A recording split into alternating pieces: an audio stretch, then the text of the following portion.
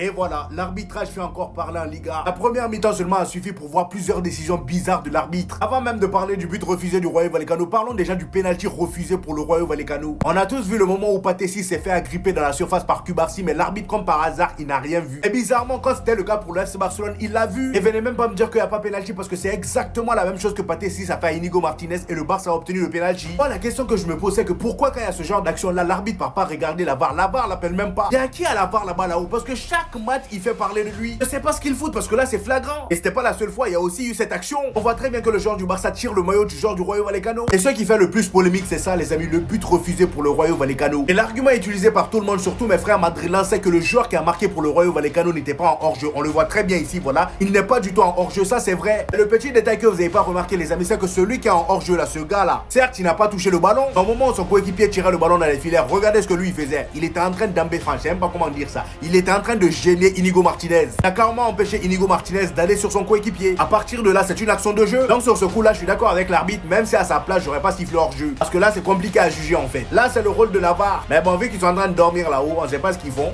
Alors là, je comprends vraiment plus cette Liga là. J'ai comme l'impression que les trois premiers d'en haut, la personne veut être leader. Il fut un temps où le Barça était premier avec 10 points d'avance sur le deuxième. Ensuite, le Real Madrid a repris la relève, 7 points d'avance sur le deuxième. Après, on a eu l'Atlético de Madrid, 2 points d'avance sur le deuxième. Et là, le Barça repasse premier. Voilà. Ça va être comme ça jusqu'à la fin quoi. En tout cas, félicitations à FC Barcelone qui a su profiter du faux pas des 5 clubs qui se trouvent derrière eux. Aujourd'hui, même si j'ai trouvé leur match extrêmement lent, il y a quand même eu des joueurs qui m'ont régalé. Le match de Pedri, est-ce qu'on peut en parler s'il vous plaît? Le gars, il est trop élégant à voir jouer. En plus, avec une simplicité, pas de simagri bizarre. Non, le gars il joue simple et calme. Au début de deuxième mi-temps, regardez-moi le contrôle qu'il nous fait. Carrément, le joueur de Rayo Vallecano part dans une direction où il n'y a pas de ballon. Et Wichi Szczęsny aujourd'hui dans son goal, chapeau, vraiment chapeau. Le match était juste incroyable. Regardez-moi tous les arrêts qu'il a sortis. Dites-vous que là, il n'y a pas tous les arrêts. Beaucoup de personnes se sont demandé pourquoi Hansi Flick a préféré Szczęsny que Peña en tant que gardien numéro 1 au FC Barcelone. Je crois qu'aujourd'hui, vous avez eu votre réponse. Regardez-moi ça, s'il vous plaît. S'il y a bien quelqu'un qui m'a marqué dans ce match-là aussi, les amis, c'est Frenkie de Jong. Le gars, il a quand même réussi à mettre au banc Casado. Casado qui, au début de la saison, on se disait tous que personne ne réussira à le mettre au banc, et bah De Jong a réussi. Cependant, beaucoup de personnes ne sont pas unanimes avec ça. Personnellement, je préfère regarder Casado jouer que De Jong. Et après, je pense que Hansi Flick, le choix de mettre Frenkie de Jong à la place de Casado, c'était beaucoup plus stratégique qu'autre chose. Aujourd'hui, c'est vrai qu'il a fait un bon match, mais moi je le trouve trop lent. Il fait trop de touches de balle. Et c'est d'ailleurs à cause de tout ça que tu as l'impression que le FC Barcelone est lent. Avec Casado, ça partait très vite.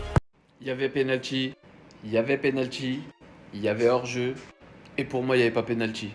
Je vous explique rapidement, pas beaucoup de débat. Il y avait penalty. C'est peut-être légèrement moins flagrant que sur le penalty de Patessis parce que lui, au moins, il regarde la balle, à la différence de Patessis qui était totalement désintéressé du ballon. Néanmoins, il y a penalty, il le tient, il touche pas le ballon. Il est quand même désintéressé du ballon dans son langage corporel. Il le déséquilibre, il le fait tomber. À partir du moment où on a sifflé penalty sur cette faute, bah t'es obligé de rester cohérent et de siffler penalty normalement. Donc oui, il y aurait dû avoir penalty pour le Rayo. Ah, c'est pas de notre faute s'il a pas sifflé, hein, j'y peux rien après. Déjà, j'ai la décence de l'admettre. Il y avait hors-jeu. Comme vous pouvez le voir, ici l'attaquant n'est pas hors-jeu sur la passe. Et ici, NTK est désintéressé du ballon et ne fait pas action de jeu. Néanmoins, j'ai pas trouvé l'autre image.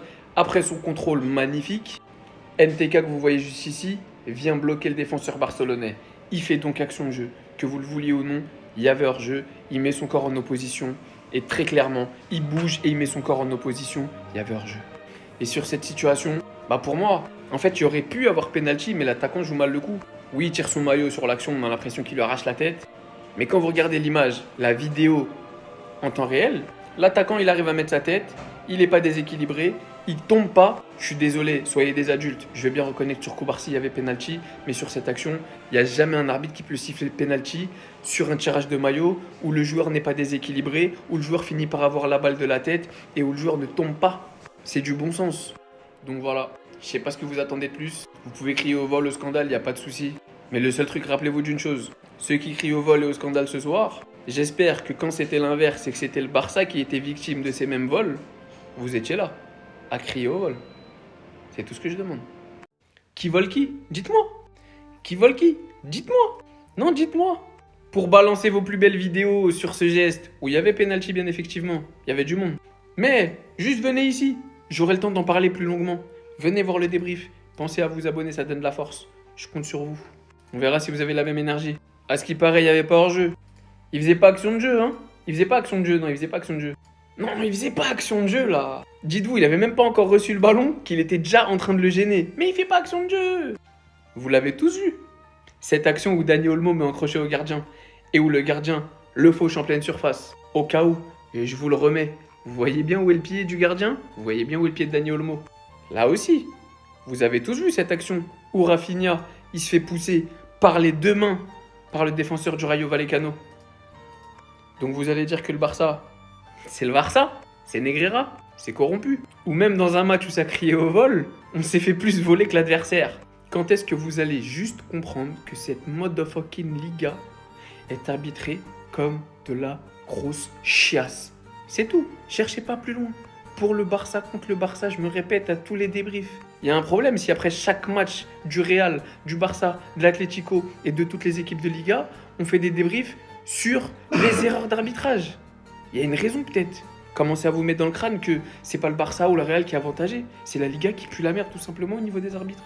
Ah bah tiens, comme c'est bizarre. Regardez bien, le but du Rayo Vallecano vient d'être annulé. Pour ceux qui n'ont pas compris, ici vous avez NTK, et là vous voyez littéralement Nigo Martinez en train de revenir pour essayer de défendre, mais qui va trouver qui sur son chemin NTK, qui va donc bloquer par la même occasion Nigo Martinez qui comptait venir défendre, alors que celui-ci était en position de hors-jeu, même s'il n'a pas touché le ballon. Au vu de son contact ici en bloquant Nigo Martinez, celui-ci fait littéralement action de jeu étant hors-jeu. Donc le but est logiquement refusé. Non, il n'y a rien de bizarre ici. Autant beaucoup de personnes étaient déjà en train de considérer qu'on assistait à une énième catastrophe en Liga, mais non, tout est totalement logique et justifié. Au moment où je vous tourne la vidéo, cela vient d'ailleurs d'être confirmé par Archive au VAR, l'attaquant français bloque Nigo Martinez et met même sa jambe devant lui pour l'empêcher d'atteindre De Frutos. On en vient à essayer de tout décortiquer nous-mêmes parce que c'est ce que réclame la Liga, le championnat dans lequel on joue sur ces derniers mois. Attention tout de même maintenant au reste du match parce qu'on peut tellement voir à quel point tout peut tellement partir en vrille en 2-2 avec une seule erreur. La Liga, là, elle n'a jamais été autant sur la sellette.